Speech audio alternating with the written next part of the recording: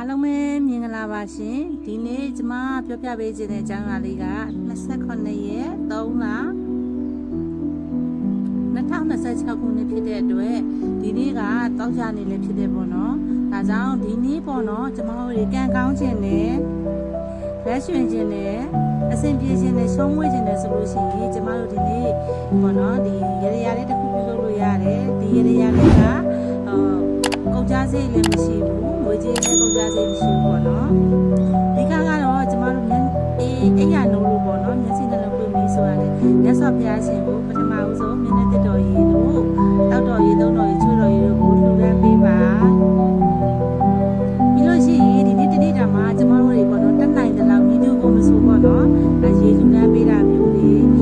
ကိုရေချိုးတာစောစီပေါ့နော်ရေချိုးတာလှလှပပနေတာ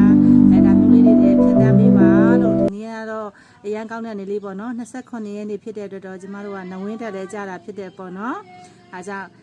ဒီနေ့လေးကိုကောင်းမှုစွာဖြတ်တန်းပါလို့ကျမကမျှဝေပေးချင်ပါတယ်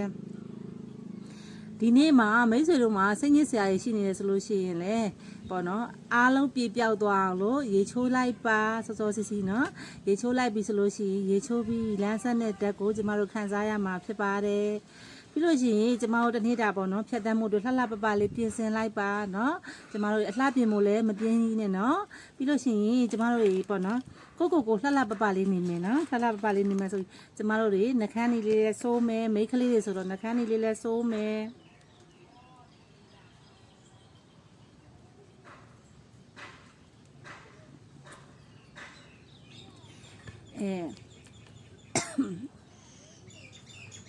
လာလာပပလေးနေမယ်အဲ့လိုဖြတ်တန်းပြီးပြီဆိုလို့ရှိရင်နေပြီးပြီဆိုလို့ရှိရင်ကျမတို့တွေပေါ့နော်ကိုယ်မှာစိတ်ညစ်စရာရှိရစိတ်ဖိစီးမှုတွေရှိရဆိုလို့ရှိရင်အဲ့ဒါရှိရနေရရတယ်ခဏလေးခွာပြီးတော့ကျမတို့တွေဟိုပေါ့နော်အပြေကိုသွားတာမျိုးတွေလောက်လိုက်ပေါ့နော်လောက်ပြီးလို့ရှိရင်ကျမတငယ်ချင်းပေါ့သွားလဲစရာတငယ်ချင်းအိမ်မရှိဘူးမိတ်ဆွေအိမ်သွားလဲစရာမိတ်ဆွေအိမ်ကိုအကြောင်းမရှိဘူးဆိုလို့ရှိရင်လေကျမတနေရာမှာသွားရေးစိတ်ပန်းဖြေလိုက်မယ်ပန်းချန်လေးတစ်ခုခုမှာဖြစ်ပေါ့နော်အဲ့လိုမျိုးလေးသွားလိုက်မယ်ပြီးကျမတို့စာအုပ်ကလေးတော့ယူသွားမယ်အဲ့လိုစာအုပ်ကလေးတွေကျမတို့ပန်းချန်ထဲမှာစာအုပ်ကလေးဖတ်မယ်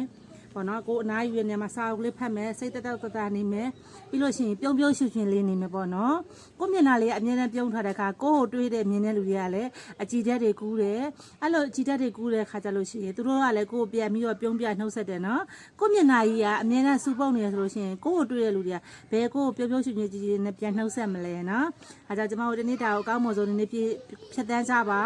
ကိုစိတ်ကိုလည်းအကောင်းမွန်ဆုံးတွေကိုတွေးထားပြီးတော့ကိုကိုစိတ်ဒုက္ခပေးတဲ့လူတွေနဲ့အချိန်မကုန်ပါစေနဲ့လို့မျှဝေပေးပါတယ်ရှင်မင်္ဂလာပါ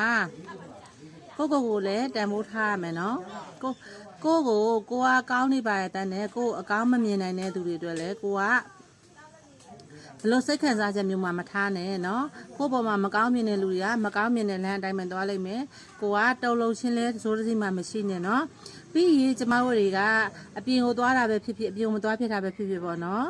ကိုစားခြင်းတဲ့အရာလေးတွေကိုစားပါကိုပေါ့နော်အစားတောက်ခြင်းနဲ့လည်းဆူချလို့ရတယ်နော်အရသာရှိသည်ဖြစ်စေပေါ့နော်ပေါ့နော်အရသာမရှိတဲ့ဟာတော့မဟုတ်ပေါ့နော်အရသာဈေးကြီးတာဖြစ်စေပေါ့နော်ဈေးကြီးသည်ဖြစ်စေဈေးမကြီးသည်ဖြစ်စေပေါ့နော်ကိုကစားခြင်းနဲ့ဆန္ဒရှိတယ်ဆိုလို့ရှိရင်ကျမတို့တွေစားလိုက်ပါအဲ့ဒါကလည်းကျမတို့ကိုစားတောက်ခြင်းနဲ့ကိုဆူချခြင်းတစ်မျိုးပဲဖြစ်ပါတယ်နော်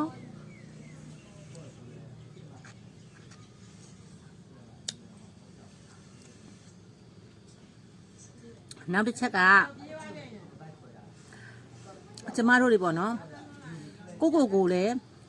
ညှစ်တင်ရမယ်ကိုယ့်ရဲ့ခန္ဓာကိုယ်ဖြစ်တည်မှုကိုလည်းလက်ခံရမယ်ကိုဖြစ်တည်နေတဲ့အရာဝတ္ထုတွေကိုလည်းလက်ခံရမယ်နော်ကိုမှရှိပြီးသားအရာတွေကိုလည်းကိုကလက်ခံရမယ်ကျေးဇူးတင်တဲ့စိတ်နဲ့နေရမယ်အဲ့ဒါမှလည်းကိုဖြစ်ချင်တဲ့အရာတွေကိုဆက်ပြီးတော့မျှော်လင့်လို့ရမယ်ကိုဖြစ်ချင်တဲ့ဘဝကိုဆက်ပြီးခြောက်လန်းနိုင်မယ်နော်ကိုလိုချင်တဲ့အရာတွေကိုလည်းစာပွားထပ်ပြီးတော့ညှို့ငင်ဆွဲယူနိုင်မှာဖြစ်ပါတယ်ဒါကြောင့်မို့လို့ကျမတို့တွေဒီနေ့ကနေစပြီးတော့ကိုယ့်ရဲ့ဖြစ်တည်မှုတိုင်းကိုလက်ခံပြီးတော့ကိုဖြစ်ချင်တဲ့ဘဝကိုလိုချင်တဲ့ဘဝကိုရအောင်ဒီဇိုင်းမတ်သွားဖို့လိုပါတယ်ပြီးရင်ကျမတို့နေ့စဉ်ပေါ့နော်ဒီလိုမျိုးပေါ့ဒိုင်ယာရေးမယ်နော်မှတ်တမ်းရေးမယ်အဲ့လိုမှတ်တမ်းရေးတဲ့အခါကျလို့ရှိရင်ကျမတို့ကပေါ့နော်ကိုဖြစ်ချင်တဲ့ရီမှန်းချက်တွေကိုချရေးရမယ်အနာဂတ်ပန်းနိုင်ကိုပေါ့နော်ဂိုးရှိရမယ်ပေါ့အဲ့ဒီဂိုးကိုကချမှတ်ထားပြီးပြီဆိုလို့ရှိရင်အရောက်သွားရမယ် နော်ငါဒီနေ့ဒီလောက်လောက်လုပ်လို့ရှိရင်တစ်လပြည့်လို့ရှိရင်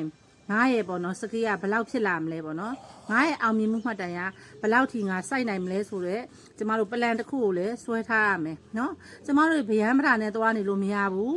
ဟောဖြစ်တော့ဖြစ်ချင်တယ်ပေါ့နော်ငါလည်းသူများနဲ့တန်းတူအောင်မြင်နိုင်တယ်ဆိုတဲ့စိတ်ကိုတော့ထည့်ထားရမယ်ဒီလိုထည့်ထားတဲ့အခါမှာကိုကဖြစ်ပါမလားဆိုတော့စိတ်ကိုတော့မွေးလို့မရဘူးเนาะကျမတို့တွေနေ့စဉ်မှတ်တမ်းရေးမယ်ဒိုင်ယာရေးမယ်ဒီမှတ်တမ်းကကျမတို့ရဲ့အသက်ပဲကျမတို့ရဲ့အသက်ပဲเนาะ